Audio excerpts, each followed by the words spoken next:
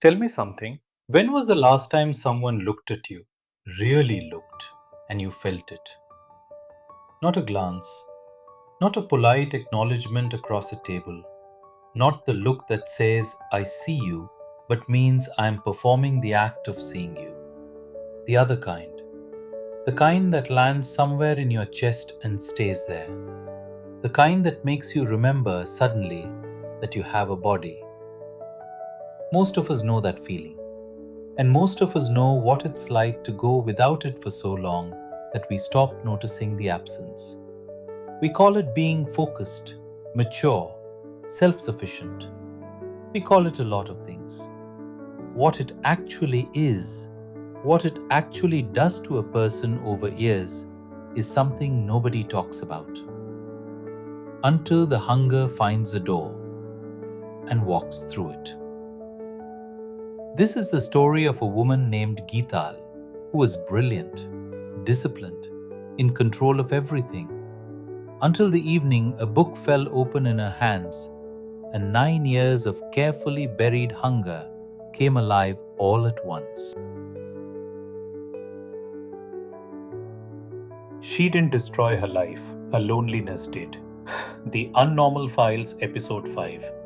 Imagine being 22 years old and already knowing exactly who you are.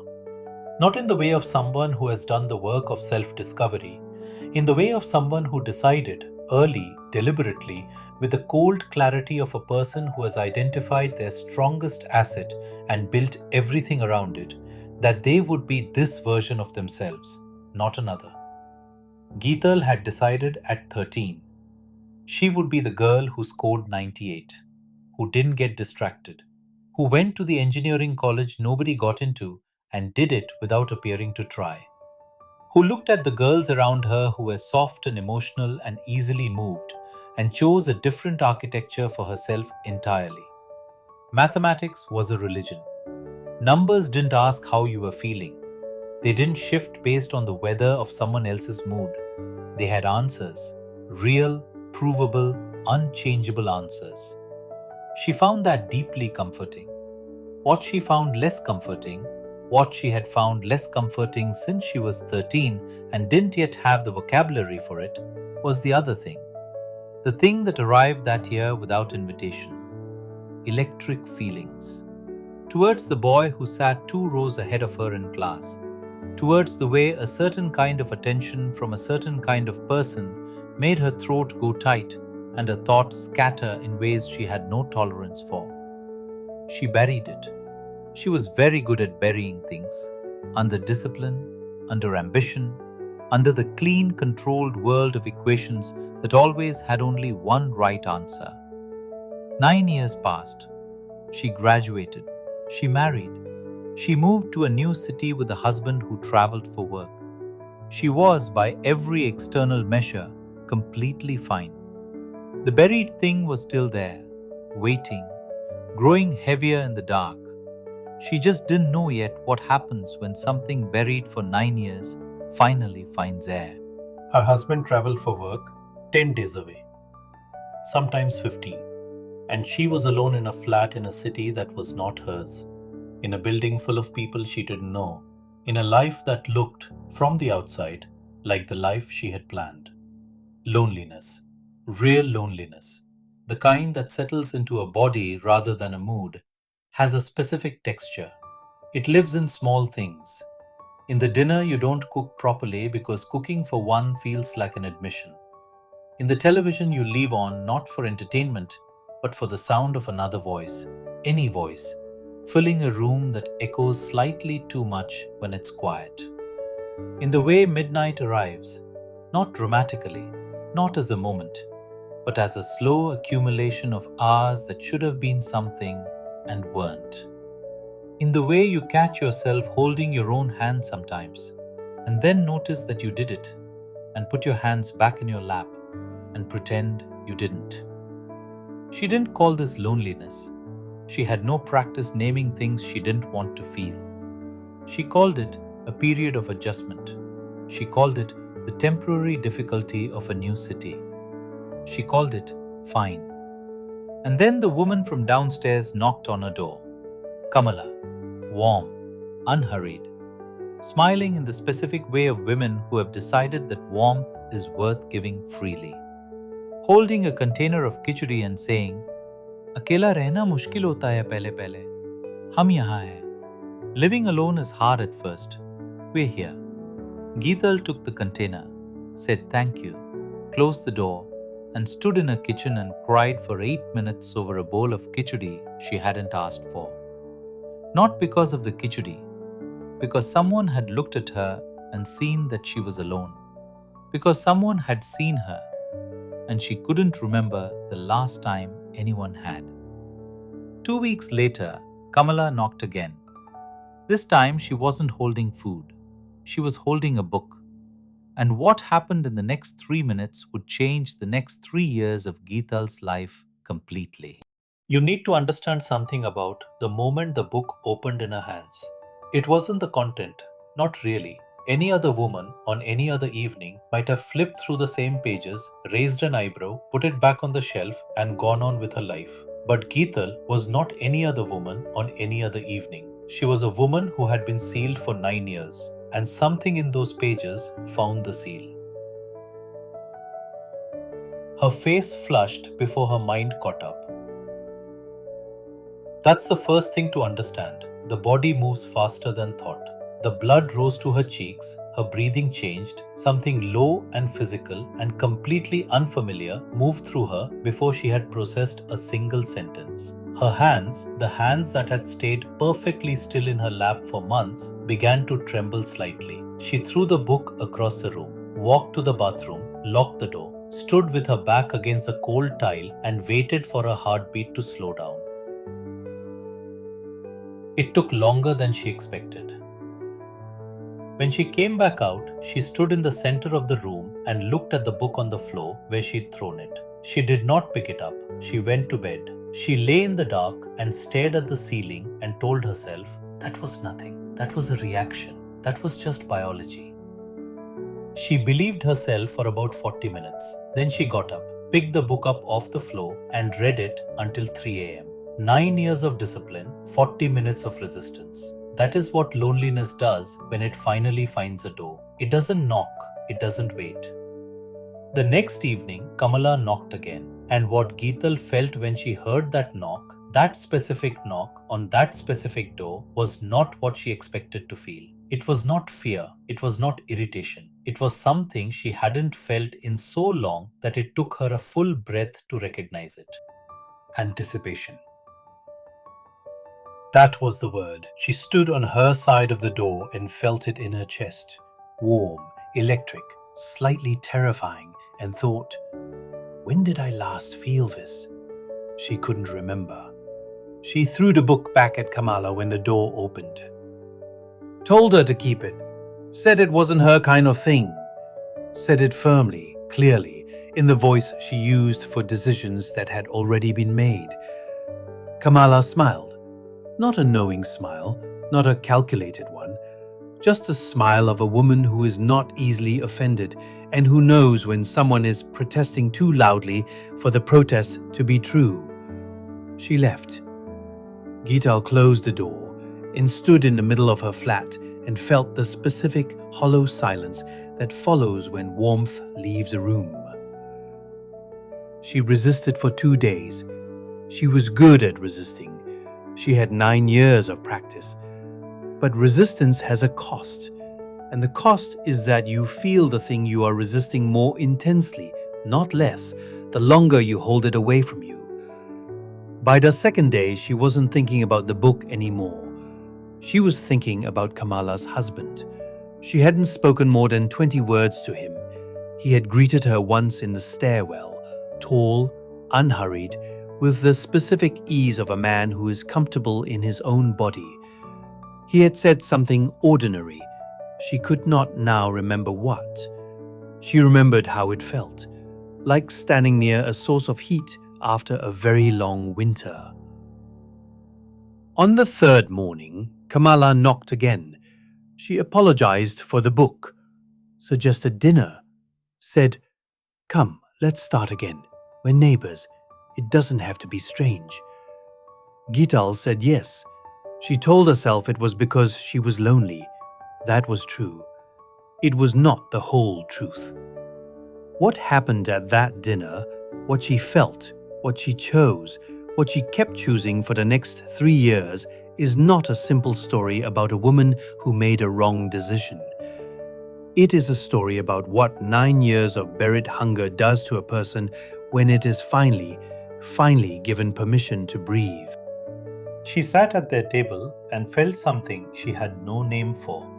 It was in the room, in the warmth of it, in the smell of the food, in the way Kamala moved comfortably through her own kitchen, in the way her husband laughed at something small and real, in the specific ease of a home that has been lived in by people who like each other.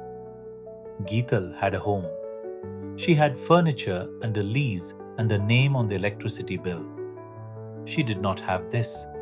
This particular warmth, this ease, this sense of two people who had built something together and were not performing it. He handed her a glass of sherbet. Their fingers didn't touch. There was nothing to describe. Nothing happened that could be pointed to.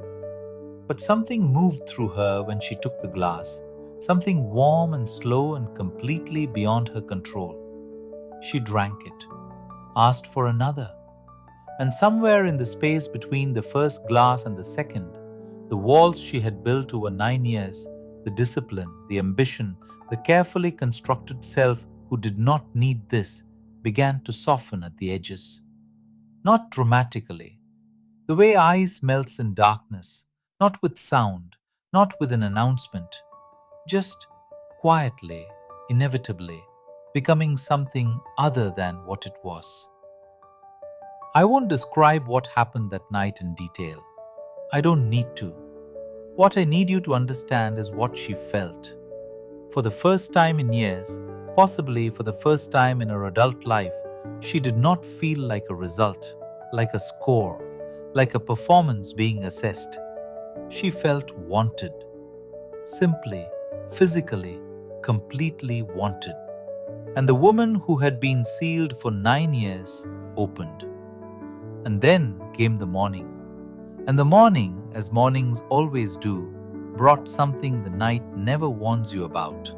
Here is what nobody tells you about hunger. Feeding it doesn't end it. It teaches it that food exists. And a hunger that knows food exists is a different creature entirely from the one that has only ever known the absence of it. She went back. Not the next night, not immediately. She had enough of her old self remaining to make herself wait, to construct a plausible internal argument for why this was a momentary thing, an anomaly, something that could be filed under it happened once and will not happen again. She almost believed it. And then her husband called from whatever city he was in and spoke to her for 11 minutes about logistics, the rent, a problem with the car, a dinner they had been invited to, and she sat on the phone and felt the loneliness descend again like weather, like it had never left, like the previous night had been a door she had opened and then been dragged back through and the door had closed behind her. She looked at her phone after the call ended. She looked at it for a long time. Then she put it down and went downstairs. This is the part of the story that is hardest to tell. Not because it is dramatic. It is not dramatic. Because it is so human. Because most people hearing it will feel something they did not expect to feel. Recognition. Not of the specific choice. Most people have not made this specific choice, but of the specific feeling that led to it. The specific mathematics of I am lonely. Something exists that removes the loneliness. The loneliness is unbearable. The calculation is not complicated. What made it complicated was everything else. Her husband,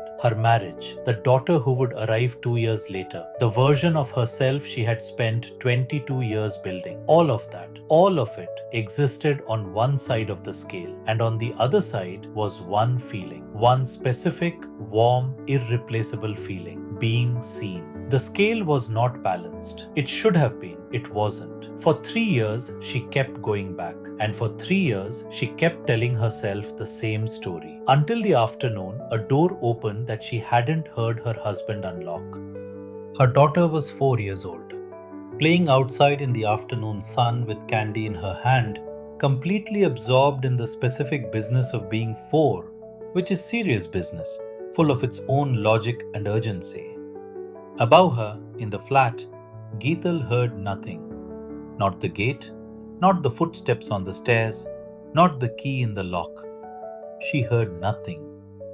And then the door opened.